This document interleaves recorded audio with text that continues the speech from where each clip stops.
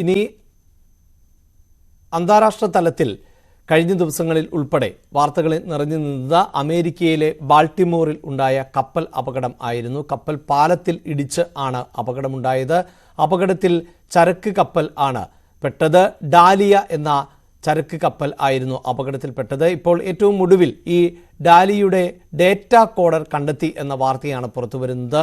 ഈ ഡേറ്റ കോഡർ കണ്ടെത്തിയ പശ്ചാത്തലത്തിൽ എങ്ങനെയാണ് അപകടം ഉണ്ടായത് എന്ന വിവരങ്ങൾ സാങ്കേതിക വിദഗ്ധർക്ക് കണ്ടെത്താൻ സാധിക്കും. അതൊരു സോഫ്റ്റ്വെയർ സംവിധാനത്തിലൂടെ കപ്പലിൻ്റെ യാത്ര ഉൾപ്പെടെ എങ്ങനെയാണ് നിയന്ത്രിച്ചിരുന്നത്, എവിടെയാണ് കപ്പലിന് ഗതി മാറിയത്, നിയന്ത്രണം വിട്ടാണോ അപകടമുണ്ടായത് എന്നതുൾപ്പെടെയുള്ള കാര്യങ്ങളിൽ വ്യക്തത കൈവരിക ഈ ഡേറ്റ കോഡർ എൻകോഡ് ചെയ്യുമ്പോൾ ആയിരിക്കും.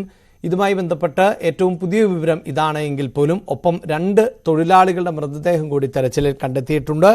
അലഹാൻഡ്രോ ഹെർണാണ്ടസ് ഫ്യൂൻഡസ്, ഡാലിയൻ റോണിയൽ കാസ്റ്റിലോഗ് എന്നിവരുടെ മൃതദേഹം ആണ് കണ്ടെത്തിയിട്ടുള്ളത്.